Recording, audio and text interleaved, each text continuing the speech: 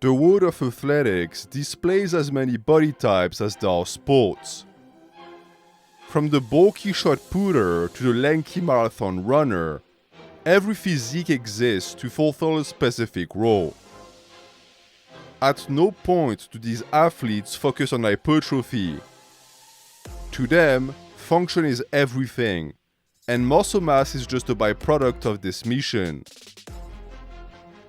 While this practice obviously cannot create shapes as visually pleasing as the pursuit of bodybuilding, there still exist anomalies out there of either men whose genetics acts as a cheat code that allows them to look tremendous while excelling in performance-based sports, or entire fields of athletics that somehow manage to create aesthetic physiques without ever focusing on it. Of these, calisthenics is the unquestionable king. While powerlifting and strongman might produce big-looking motherfuckers, there is no denying that the most statuesque bodies outside of bodybuilding are created on the pull-up bars. But how come? What gives calisthenics the power to sculpt physiques without the use of weights? And what can we learn from their methods? In short, why do calisthenics athletes look so aesthetic?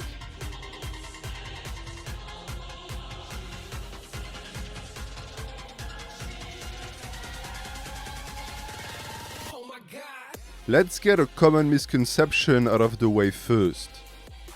Calisthenics athletes do lift weights. Just because the load they happen to be hosting is that of their own body, instead of an external object like a dumbbell, doesn't mean that they somehow bypass the laws of physics and manage to stimulate their muscles via the power of imagination. While free weights is often what comes to mind first when thinking of resistance training, bodyweight movements also trigger hypertrophy. And since they make up the majority of calisthenics routines, overlooking them would be a grave mistake. Street workouts type training has proven the effectiveness of a simple push-ups pull-ups routine, while the lifter accumulates hundreds of reps using only their body and a bar. This goes against everything we know about progressive overload. In the common consciousness, the only way to grow bigger is by lifting progressively heavier loads. So why exactly does bodyweight training works? Well, it's because of accumulation. It doesn't matter how light or easy the movement is. If you do it enough times in a row, the muscle will tire and be forced to adapt and grow. Training doesn't get any simpler than this. The reason why this method works with bodyweight training and not free weights is because it renders the latter boring and repetitive. Between doing 100 curls with 10-pound dumbbells or 20 with 50-pound dumbbells, the second option will always be favored, because it's both more engaging and saves time. However, the same doesn't hold true for calisthenics. There is something naturally enjoyable about putting the body through gravity-defying motions and feeling your muscles and joints work in perfect harmony to make it travel through space. Lifting heavy weights is exhilarating, don't get me wrong, but it still feels artificial, whereas doing push-ups always gets the soul going. This is why you can find calisthenics athletes who have been doing the same workouts for decades and have yet to tire of it. Because even after having done 1 million of them, every single pull-up remains an adventure. That being said, it's not like calisthenics athletes only rely on additional reps and sets to progressively overload. Their most effective tool to promote intensity and spice up their training remains exercise variation. The act of making a movement more difficult by worsening the leverages, increasing the range of motion, or accentuating a specific mover in particular. You can significantly boost the difficulty of a push-up by simply moving your hands closer to your hips, doing them on rings, or bringing your hands together in a diamond shape. There are as many ways of sharpening the body as there are motions. One could say that calisthenics is the most natural way to train the body, in that these movements originate all the way back to ancient Greece, and even further beyond. Remember that the name calisthenics comes from the Greek words kalos and stenos, respectively beauty and strength. The practice of sculpting and strengthening muscles using one's body weight. There is a very real possibility that men from your bloodline were doing this some hundreds of years before your birth. In practicing calisthenics, you are really engaging in an age-old tradition of physical development that connects you to your ancestors. This also makes bodyweight movements the straightest path towards a traditionally aesthetic physique. A simple comparison between calisthenics athletes and Greek statues confirms it. Your typical calisthenics bro will have a developed chest and core, with muscular arms and capped shoulders, along with a wide and sculpted upper back, without ever getting too bulky or straying away from the golden ratio. This is simply explained by the fact that since bodyweight movements train the entire body holistically, in that the very entity that serves as catalyst to develop the body is the body itself, the resulting transformation can only be harmonious. While it is entirely possible for a gym bro to overdevelop his biceps and chest by over-focusing only on curls and bench, the very nature of calisthenics dictates that to be good, you have to perform on a wide selection of movements, forcing a balanced evolution of the muscles. However, it would be disingenuous to pretend that this method of training develops the whole physique equally. There is still a clearly visible accent put on the upper body, for a very simple reason. Calisthenics is first and foremost a performance-based sport, meaning that the main movers will receive more work by default. If all you do is presses, with minimal lateral elevations or behind the head work, your pectorals, front delts and middle head of the triceps will inevitably outgrow your rear delt and long head of the triceps. This explains why calisthenics competitors have the best upper backs out of any athletes. Because the amount of vertical pulling they do feeds a monstrous amount of volume to their lats, rhomboids, and traps. By the same token, it answers the age-old question: why did the chicken cross the road? To make fun of the calisthenics athlete's legs, of course. Naturally, since anything that takes away from the ability to move the body through space gets deprioritized, the legs are the first to suffer. The bigger they get, the more difficult it becomes to hoist yourself up using only your upper body. It doesn't mean that there exists no means to train them through calisthenics, only that they'll always be inferior to free weights, because these methods prioritize balance and explosiveness over size, resulting in slimmer upper legs. This also explains why calisthenics bros tend to be leaner than regular gym goers.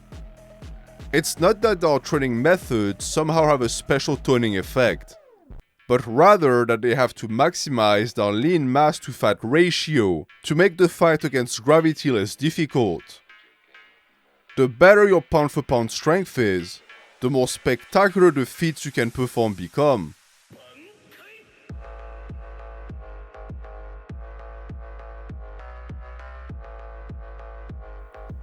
As such, you must not only get stronger, but also try to be as light as possible. This makes for a formidable mix of upper body muscularity and leanness that gives the illusion of size. When looking at pictures, most of the bodyweight only influencers look to be 20 to 30 pounds heavier than they actually are. That is the magic of calisthenics. An upper body focus with a strong emphasis on the lats and shoulders, combined with low body fat, will make you look formidable, regardless of your height and weight. Even without focusing on bodybuilding, you will still end up jacked. It is these insane results, along with its accessibility, that makes calisthenics so popular with young men. In a way, bodyweight training is the one true democratic lifting method.